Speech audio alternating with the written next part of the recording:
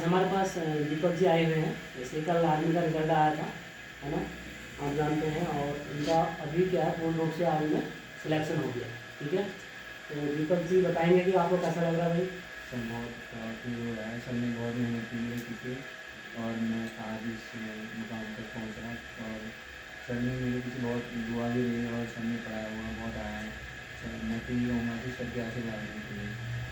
भाई ये पिछली बार जो है, जब ये ट्वेल्थ में पढ़ते थे तब से हमारे पास रेगुलर जुड़ गए थे। पहले ये कल्चरल अकेडमी हमारे पास पढ़ते थे। जैसे इन्होंने देखा कि यहाँ पर बच्चे तैयारी भी कर रहे हैं ना कुछ, जैसे आर्मी का एग्ज़ाम की, तो इनके ध्यान में यह आया कि मैं भी क्या करता हूँ, अकेडमी के साथ साथ मैं कॉम्पिटिशन की प्रिपरेशन करता हूँ, यानी कि आर्मी की प्रिपरेशन करता हूँ। तो वहाँ पर से ये रेगुलर क्या करने लगे, स्टडी करने लगे। जो भी चीज़ बेंच पे सीनियर बच्चे पढ़ते थे वही चीज़ इन्होंने पहले ही स्टार्टिंग से पढ़ना शुरू कर दिया। तो धीरे धीरे होते होते अब मैंने देखा इनका फिजिकल काफ़ी अच्छा है। ये एनसीसी के छात्र भी रहे हैं वैसे, और इनका जो है मतलब फिजिकल बहुत बढ़िया है ना।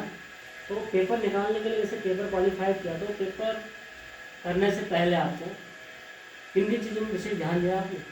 मैथ तो सेम ही रहती है।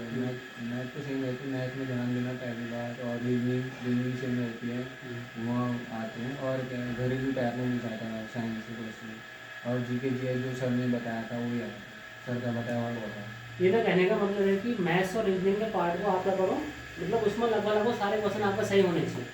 50% आर्मी के एग्जाम में आते हैं। और मैथ्स और रीजनिंग का क्या है, पकड़ उसमें अच्छी बनानी है ना। और साइंस की बात में ये कह रहे कि जैसे घरेलू टाइप के क्वेश्चन का मतलब है कि दैनिक जीवन से उपयोग वाली चीज़ें, जैसे साइंस से रिलेटेड कुछ चीज़ें आ गई हैं, है ना, जैसे इलेक्ट्रिसिटी का कोई लाइट का कोई क्वेश्चन आ गया, है ना। साथ साथ में जनरल स्टडी भी, जो जीएस का पार्ट है तो थोड़ा इस बार कॉम्प्लेक्स आया था, फिर भी मतलब अगर मैथ और रीजनिंग का क्वेश्चन अच्छा आता तो क्लियर हो जाता है। सबसे बेहतरीन इसके बाद एंट्रेंस एग्जाम क्वालिफाइड होने के बाद फिर मेन चीज़ आता है फिजिकल। और फिजिकल की जानकारी का जैसे हमें भी अभाव है, उतना नहीं है हमें।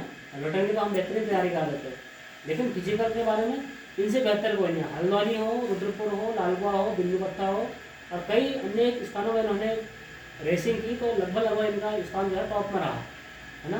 तो फिजिकल के बारे में कुछ विशेष चीज़ें ये बताएंगे। फिजिकल में ये है, मैंने मेहनत की बहुत, लेकिन ये हुआ कि मैं सुबह शाम जाता था।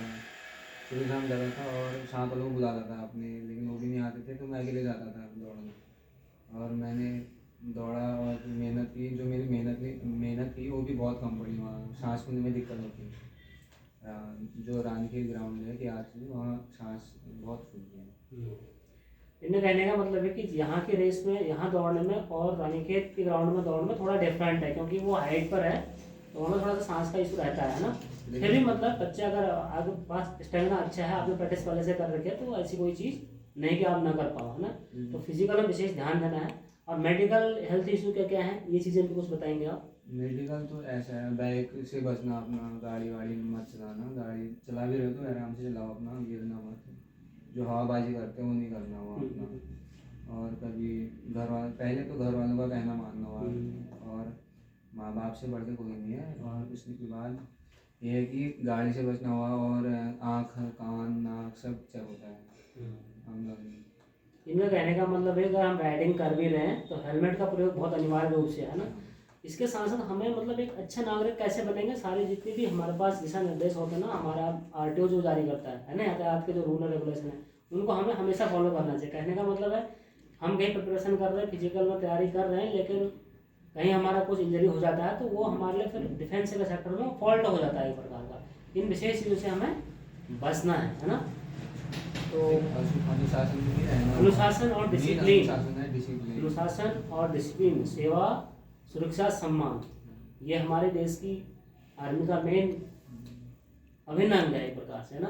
अनुशासन हमेशा बना के रख के चलना है, ये भी एक बहुत बड़ी चीज़ है। बिना अनुशासन के कोई भी चीज़ संभव नहीं है, चाहे उसका शेड्यूल होना बहुत जरूरी है। हम पढ़ाई स्टडी कर रहे हैं, लेकिन हमें इतने घंटे रिटर्न के एग्जाम की तैयारी करनी है। और मॉर्निंग का टाइम जो होता है सबसे बेटर होता है। आपने मॉर्निंग जब रनिंग करना चाहता था, टाइमिंग क्या थी आपकी? मैं 3 बजे उठता था। जो 3 बजे मॉर्निंग उठना, इसके बाद दौड़ने जाता ऊपर, यहाँ से पैदल जाता है डीसी, यहाँ से 2 किलोमीटर है मेरे घर से वहाँ ग्राउंड, तो वहाँ पैदल जाता था। पैदल फिर उसके बाद दौड़ के अपना दौड़ा, फिर जो भी हुआ हाथ मुँह धो के दौड़ के फिर उसके बाद यहाँ मेरे पास आदत थी रनिंग करके, उसके बाद अपना फ्रेश व्रेश जो भी है इनका खाना अपना करके लंच वंच करके, तो फिर यहाँ पर स्टडी करना आपके।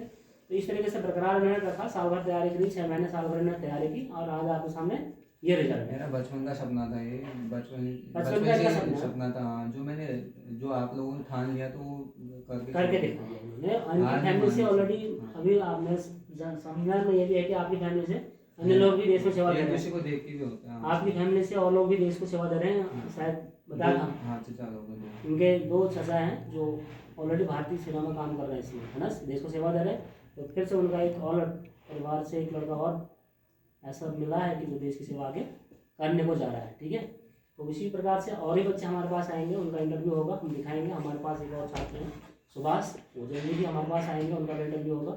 ठीक है, तो आज का इंटरव्यू बस समाप्त करते हैं। और दीपक को एक बार बहुत बहुत धन्यवाद करता हूँ सर, बहुत बहुत इनको बधाई और इनको परिवार को। इसी तरह से आप लोगों को, हम लोगों को और आगे मेहनत करना है, हम आगे जाएंगे, हम एक बार रिजल्ट और अच्छा करके दिखाएंगे। ठीक है, all the best, have a nice day.